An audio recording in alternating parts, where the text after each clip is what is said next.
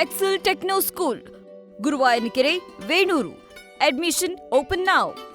ಒಟ್ಟಾರೆಯಾಗಿ ಏನಾಗಿದೆ, ನಮ್ಮ ಶಾಸಕ ನನಗೆ ಕರಾವಳಿಯ ಶಾಸಕರ ಹಿಂದೆ ಅದು ಭಾಳಷ್ಟು ಹಿರಿಯರಿದೆ, ನಮಗೆಲ್ಲ ಕೂಡ ಗೊತ್ತಿದೆ. ನನ್ನ ತಂದೆ ಕೂಡ ಶಾಸಕರಾಗಿದ್ದರು, ಆ ಕಾಲದಲ್ಲಿ ಭಾಳಷ್ಟು ಹಿರಿಯರಿದ್ದರು. ಈಗ ಕೂಡ ಅವ್ರಿಗೆ ಕರಾವಳಿಯ ಶಾಸಕರಿಂದ ವಿಶೇಷವಾದ ಗೌರವ ಎಲ್ಲ ರೀತಿಯಿಂದಲೂ, ಕ್ರಿಯಾಶೀಲರಾಗಿರಲಿ, ಕೆಲಸ ಮಾಡೋದಾಗಿರಲಿ, ಅಥವಾ ಸಚ್ಚಾರಿತೆ ಇರಲಿ, ಸರಳತೆಗೆ ಇರಲಿ, ಸಾಮಾಜಿಕವಾಗಿ ನ್ಯಾಯ ಕೊಡೋದ್ರಲ್ಲಿ ನಮ್ಮ ಶಾಸಕ ವಿಶೇಷವಾದ ಗೌರವ ಇವತ್ತಿದೆ. ವಿಶೇಷ ಉತ್ತಮವಾದ ಮಾತುಗಳನ್ನು ಇವತ್ತಿರ್ತದೆ.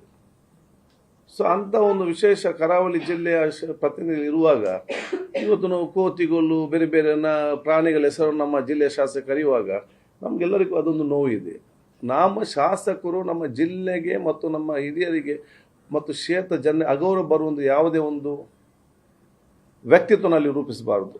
ಇನ್ನೊಬ್ಬರಿಂದ ನಾವು ಈ ರೀತಿ ಕರೆಸ್ಕೊಳ್ಪಡುವುದು ಅವರು ಮಾತ್ರ ಅಲ್ಲ, ಇಡೀ ನಮ್ಮ ಜಿಲ್ಲೆಗೆ ಅಗೌರವ ತಂದಂಥ ಮತ್ತು ನಮಗೊಂದು ಬೇಜಾರಾಗುವಂಥ ವಿಚಾರ, ಒಂದು ನೋವುಂಟು ಮಾಡುವ ವಿಚಾರ ಆಗಿದೆ.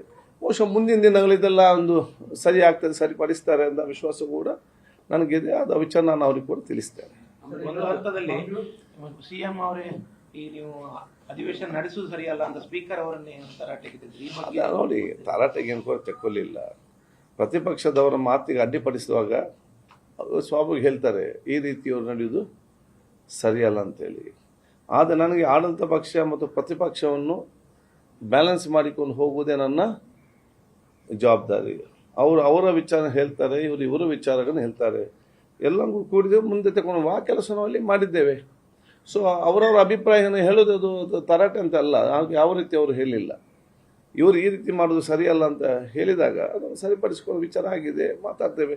ಇದೆಲ್ಲ ಪ್ರಜಾಪ್ರಭುತ್ವದಲ್ಲಿ ಇದ್ದದ್ದೇ, ಇದೇನು ಈ ಸಲ ಮಾತ್ರ ಅಂತಲ್ಲ. ಇಂದಿನ ಎಲ್ಲ ವರ್ಷಗಳು ಕೂಡ ನೀವು ಪುಸ್ತಕ ತೆಗೆದು ನೋಡುವಾಗ ಇದೆಲ್ಲವೂ ಕೂಡ ಇಂಥ ಹಲವಾರು ಘಟನೆ ನಡೆದಿದೆ. ಅದು ನಡಿಬಾರ್ದು. ನಾವು ಸ್ವಯಂ ಪ್ರೇರಿತವಾಗಿ ನಮ್ಮ ಶಿಸ್ತು ಒಳಪಡಿಸಬೇಕಂತ ಹೇಳಿಕ್ಕೆ ನಾನು ಬಯಸುವಂತ. ಆಮೇಲೆ ಇದು ಇನ್ನೊಂದು ಡಿಸ್ಕಷನ್ ಆಗಿದ್ದು, ಈ ಅಡ್ವರ್ಟೈಸ್ಮೆಂಟ್ ಪಂಚಾಯತ್ ರಾಜ್ ಇದರಿಂದ MNREG ಮತ್ತೆ ಇದರದ್ದು ಬಂದಾಗ ಅದೊಂದು ಡಿಸ್ಕಷನ್ ಆಯ್ತು.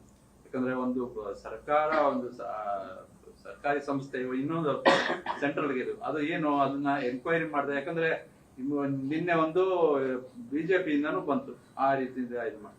ಈಗ ಇದನ್ನ ಏನು ಯಾವ ರೀತಿಯಿಂದ, ಯಾಕಂದ್ರೆ ಸರ್ಕಾರದ ಹಣ ಇದಕ್ಕೆ ಹೋಗೋದ್ರಿಂದ ಏನು ಅದನ್ನ ಡಿಸಿಷನ್ ಏನು ಬರ್ಲಿಲ್ಲ. ನೀವು ಆ ಡಿಸ್ಕಷನ್ ಆಯ್ತು, ಅದ್ರಲ್ಲಿ ಏನು ನೀವೇನು ಕ್ರಮ ತಗೊಂಡಿದ್ದೀರಾ ಇದ್ರ ಬಗ್ಗೆ? ನೋಡಿ, ಇದು ಸರ್ಕಾರ ಮತ್ತು ಪ್ರತಿಪಕ್ಷದ ವಿಚಾರ. ಇದು ನಮ್ಮ ಸಭಾಧ್ಯಕ್ಷರ ಯಾವುದೇ ಇದ್ರ ಪಾತ್ರ ಇಲ್ಲ. ಅದು ಅವ್ರವ್ರಿಗೆ ಬಿಟ್ಟೊಂದು ವಿಚಾರ. ಅವರು ಹಾಕ್ತಾರೆ, ಇವರು ಪ್ರತಿಭಾಮ ಹೇಳ್ತಾರೆ, ಇವರು ಉತ್ತರ ಕೊಡ್ತಾರೆ, ಚರ್ಚೆ ಮಾಡ್ತಾರೆ. ನಾನು ಅದನ್ನು ಇವರು ಚರ್ಚೆ ಮಾಡಲಿಕ್ಕೆ ಸರಿಯಾದ ವಾತಾವರಣ ನಿರ್ಮಾಣ ಮಾಡುವುದೇ ಅದು ನನ್ನ ಜವಾಬ್ದಾರಿ. ಅಲ್ಲದೆ ಅದು ಅವ್ರವ್ರ ಚರ್ಚೆ ಆಗಿದೆ. ನೋಡಿ, ನೀವು ಸದನ ಇದು ಮಾಡಬೇಕಾದ್ರೆ ಈ ಸರ್ಕಾರದ ಹಣ ಹಿಂಗೆ ಜನರ ಹಣ ಹಿಂಗೆ ಇದು ಮಾಡೋದ್ರಿಂದ ನಿಮ್ಮ ಇದಕ್ಕೆ ಬಳಸೋದು ಅದು ಸರಿ. ನೀವಲ್ಲ, ಇದನ್ನು ನೀವು ಸರ್ಕಾರ ಹತ್ರ ಕೇಳಬೇಕು. ನಾನು ಸಭಾಧ್ಯಕ್ಷ ಕೇಳುವಂತ ವಿಚಾರ ಡಿಸ್ಕಷನ್ ಆಗಿದ್ದು, ಡಿಸ್ಕಷನ್ ಮಾಡ್ತಾರೆ. ಈಗ ಅವ್ರಿಗೆ ಬಿಟ್ಟಂತ ವಿಚಾರ ಅಲ್ಲ. ಸರ್ಕಾರ ಅದನ್ನು ಮಾಡಿದೆ, ಅದು ಅವ್ರಿಗೆ ಅವ್ರ ಕೇಳಿದ ಅದಕ್ಕೆ ಉತ್ತರ ಇರ್ಬೋದು. ಯಾರ್ಯಾರ ಕಾಲದಲ್ಲಿ ಏನೇನು ಹಾಕಿದ್ದಾರೆ ಅಂತೇಳಿ ಅವರು ಕೂಡ ಉತ್ತರ ಇರ್ಬೋದು. ಅಥವಾ ಪ್ರತಿಪಕ್ಷದವರು ಬಹುಶಃ ಇದಕ್ಕೆ ಕ್ವಶನ್ ಕೇಳಿರ್ಬೋದು. ಅವರವ್ರಿಗೆ ಆಡಳಿತ ಸರ್ಕಾರಕ್ಕೆ ಮತ್ತು ಪ್ರತಿಪಕ್ಷ ಬಿಟ್ಟಂತ ವಿಚಾರ. ಈಗ ನಾನು ಆಡಳಿತ ಪಕ್ಷದಲ್ಲೂ ಇಲ್ಲ, ನಾನು ಪ್ರತಿಪಕ್ಷದಲ್ಲಿ ಕೂಡ ನಾನಿಲ್ಲ.